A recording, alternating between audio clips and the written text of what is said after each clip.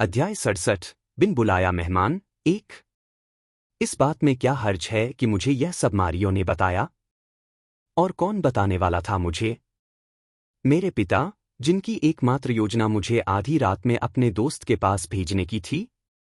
मैं शुक्रगुजार हूं कि मारियो ने मुझे वो बातें समझाने में मदद की जो मैं नहीं जानती थी। कृपया उसके बारे में अपनी नकारात्मक राय रखना बंद करें, सिर्फ इसलिए क्योंकि आपको लगता है कि वह मुझे पसंद करता है।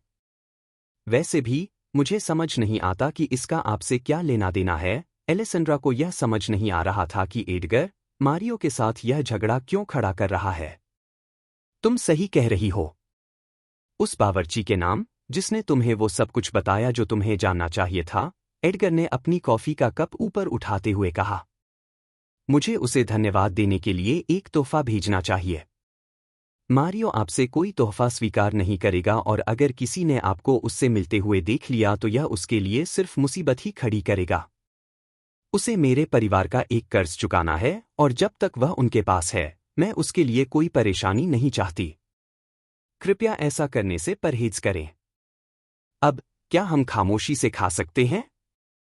एक ही सुबह में मेरे लिए संभालने को बहुत कुछ हो गया है। एलेसेंड्रा ने एक गहरी सांस ली। दोपहर होने को आई थी, लेकिन सुबह सुबह ही उसके बाल खींचे जा चुके थे, उसे थप्पड़ पड़ चुका था, और अब यह सेक्स के बारे में बातचीत। इससे पहले कि कुछ और हो, एलेसेंड्रा बस अपना नाश्ता शांति से करना चाहती थी। जैसी तुम्हारी मर्जी। अल्फ्रेड, जब तक हम खाना खत्म न कर लें, तुम जाकर अपने पैरों को आराम दो। फाटकों पर नजर रखना और कुछ खास मेहमानों को अंदर आने से रोक देना, एडगर ने कहा। जी, छोटे मालिक। जैसा एलेसेंड्रा ने कहा था, एडगर खामोशी से खाता रहा। उसके पास एलेसेंड्रा को अपनी बातों से परेशान और चिढ़ाने के लिए पूरी जिंदगी पड़ी थी। बाद में दोपहर में, जब नाश्ता खत्म हुए काफी देर हो चुकी थी और सब अपने अपने रास्ते चले गए थे, एलेसेंड्रा और एडगर एक बार फिर मिले ताकि एलेसेंड्रा का दौरा जारी रह सके। इस बार अल्फ्रेड की जगह एडगर खुद उसे घुमा रहा था। क्या आपने यह घर बनवाया है या यह आपको विरासत में मिला है? यह घर कई सालों से मेरे परिवार के पास था। जब यह मुझे दिया गया, तो मैंने इसमें अपनी पसंद के हिसाब से बहुत कुछ बदलवाया, लेकिन ढांचा वही है और मैंने बाहर से कुछ भी नहीं बदला, सिवाय दीवारों को और ऊंचा करने के। क्या तुमने तय कर लिया है कि तुम किस तरह की पेंटिंग्स लगाओगी? शर्माओ मत, एडगर ने उसे प्रोत्साहित किया। वह इस बात पर अड़ा हुआ था कि उसके घर में उन लोगों की कलाकृतियां हों जिन्हें वह नहीं जानता। उससे बेहतर है कि एलेसेंड्रा की कलाकृतियां हों। अभी नहीं। मैं प्रेरणा की तलाश में हूं और अपना समय ले रही हूं क्योंकि मैं कुछ भी बुरा नहीं बनाना चाहती। मैं अल्फ्रेड से कहूंगी कि अभी आपकी लगी हुई पेंटिंग्स न उतारें। बाहर इतने सारे आदमी ट्रेनिंग क्यों कर रहे हैं? एलेसेंड्रा ने दूसरी मंजिल की एक खिड़की से गुजरते हुए पूछा, जहां से वह नीचे बिना कमीज के आदमियों को हथियारों से अभ्यास करते हुए देख सकती थी। एडगर ने उसी खिड़की से बाहर अपने आदमियों को ट्रेनिंग करते हुए देखा। तुम्हें ऐसा तो नहीं लगा था कि मैं अपनी सुरक्षा के लिए शहर के पहरेदारों पर निर्भर रहूंगा, है ना? जब भी कोई उन्हें बुलाता है तो उनकी प्रतिक्रिया बहुत धीमी होती है। जब मैं छोटा था तो मैं राजा की सेना में लड़ा था और बहुत से अनुयायी बनाए थे जो मेरे साथ घर वापस आ गए। जिन्हें तुम यहां देख रही हो, वे उस समूह का एक छोटा सा हिस्सा हैं। क्या किसी को यह नहीं लगेगा कि आपके पास अपनी एक छोटी सेना होना एक खतरा हो सकता है? क्या किसी ने कभी यह दावा किया है कि आप राजा के खिलाफ जाने के लिए एक सेना बना रहे हैं? एलेसेंड्रा ने सवाल किया। यह उन कई किताबों में एक आम कहानी थी जो उसने पढ़ी थी। मैं कुछ भी करूं, दूसरे ड्यूक, लॉर्ड, बैरन या जो कोई भी हो, उन्हें लगेगा कि यह उनके और उनकी जमीन के लिए खतरा है। यह मजेदार है क्योंकि वे उन चीजों के बारे में कभी बात करना पसंद नहीं करते जो वे राजा से छिपा रहे हैं। मैं अपने अधीन आदमियों और इस तथ्य के बारे में हमेशा खुला रहा हूं कि वे यहां सिर्फ मेरी रक्षा के लिए हैं। तुम आने वाले दिनों में देखोगी कि मैं छींक भी दूं तो दूसरों को उसमें भी कोई न कोई समस्या नजर आ जाएगी। आप ही क्यों? हर कोई आपको ही विलेन क्यों बनाना चाहता है? एलेसेंड्रा जानती थी कि इसका कारण यह नहीं हो सकता कि राजा ने अब उसे अपने भ्रष्ट अनुयायियों से छुटकारा पाने का काम दिया है। वे डरते हैं कि मैं अपने पिता का एक नया संस्करण हूं। कई कानून इसलिए लागू हुए क्योंकि मेरे पिता ने उनके लिए जोर दिया था। चूंकि मैं उनके अपराधों को छिपाने में मदद करने के लिए उनका सहयोगी नहीं बना हूं, इसलिए कई लोग मेरे खिलाफ एकजुट हो गए हैं। यह मेरे अहंकार को और हवा देने के अलावा कुछ नहीं करता कि उन्हें मेरे खिलाफ जाने के लिए मिलकर काम करना पड़ रहा है। भविष्य में तुम मुझ तक पहुंचने के लिए एक मोहरे के रूप में इस्तेमाल की जा सकती हो।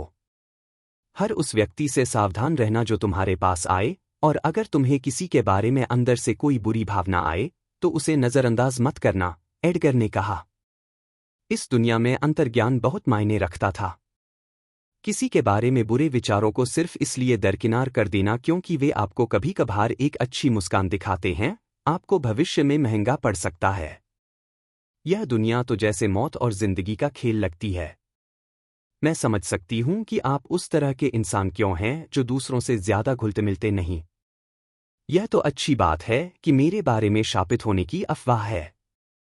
यह आपके उन कुछ दुश्मनों को दूर रखेगी जो इस तरह की बातों में विश्वास करते हैं। बहुत बढ़िया, एलेसेंड्रा मुस्कुराई, क्योंकि उसने उस झूठ को अपनी रक्षा के लिए इस्तेमाल करने की योजना बना ली थी। लोग ऐसा क्यों मानते हैं कि तुम शापित हो? क्या यह सिर्फ इसलिए है क्योंकि तुम एक मुखौटा पहनती हो? एडगर ने उसके बारे में फैली अफवाहों पर ज्यादा ध्यान नहीं दिया था कि दूसरे उसे शापित क्यों समझते हैं।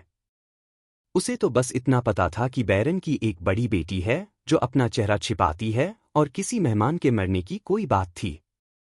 यह कितना बेतुका है, एलेसेंड्रा ने उस समय को याद करते हुए अपना चेहरा सिकोड़ा जब उसके बारे में अफवाहें शुरू हुई थीं। मेरे पिता के घर रात के खाने पर मेहमान आए थे और जिस क्षण उन मेहमानों में से एक आदमी आया, आप बता सकते थे कि वह ठीक नहीं था। यह उस घटना के कुछ ही समय बाद की बात है जिससे मेरा चेहरा खराब हो गया था और मैं यह छिपाने के लिए एक मुखौटा पहने हुए थी कि मेरे चेहरे को नुकसान पहुंचा है, क्योंकि मेरे पिता नहीं चाहते थे कि किसी को पता चले कि क्या हुआ था। मैं छोटी थी और मुझे लगता है कि मेरे पिता ने सोचा होगा कि कोई भी एक बच्ची पर ध्यान नहीं देगा जो एक फैंसी पार्टी वाला मुखौटा पहनना चाहती है। यह आखिरी बार था जब मैंने हमारे घर में मेहमानों का स्वागत किया था, एलेसेंड्रा ने घबराहट में अपनी उंगलियों से खेलते हुए कहा, क्योंकि वह दर्दनाक याद बिल्कुल साफ थी। जब मैं उस आदमी का अभिवादन करने गई तो वह मेरा चेहरा देखने के लिए बहुत उत्सुक था और उसने कहा कि एक खूबसूरत लड़की को अपना चेहरा नहीं छिपाना चाहिए। तो मैंने उसे उतार दिया और शायद निशान ने उसे डरा दिया या कुछ और। मुझे बस इतना याद है कि उसने अपना सीना पकड़ा और फिर जमीन पर गिर गया। किसी मूर्ख ने कहा कि एक अभिशाप मुझसे जुड़ गया है और मैं शापित हूं। मेरे पिता ने मेरे चेहरे के साथ जो हुआ उसे साफ करने के बजाय मुझे छिपा दिया, तो आज मैं यहां हूं।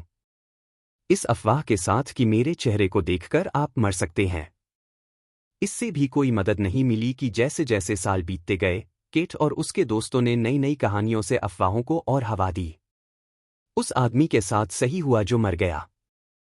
उसने अपना काम से काम क्यों नहीं रखा? तुम्हारे पिता को केट के बारे में ईमानदार होना चाहिए था कि उसने ईर्ष्या में तुम पर हमला किया, एडगर ने यह खुलासा करते हुए कहा कि वह जानता था कि उसे मुखौटा पहनने पर किसने मजबूर किया। दोनों बहनों की बातचीत देखकर यह साफ था। मुझे हैरानी क्यों नहीं हो रही है कि आप जानते थे कि इसमें किसका हाथ था। सच कहूं तो केट ने इसे शुरू किया था, लेकिन मैंने इसे खत्म किया। जब मैं छोटी थी तो मुझे सच में अपने चेहरे से नफरत हो गई थी। उस घटना के होने से पहले मैंने कई बार कामना की थी कि मुझे फिर कभी किसी के आसपास न रहना पड़े। बहुत बड़ी गलती थी, एलेसेंड्रा ने एक घबराई हुई हंसी हंस दी। इसलिए कहते हैं कि जो मांगो सोच समझकर मांगो।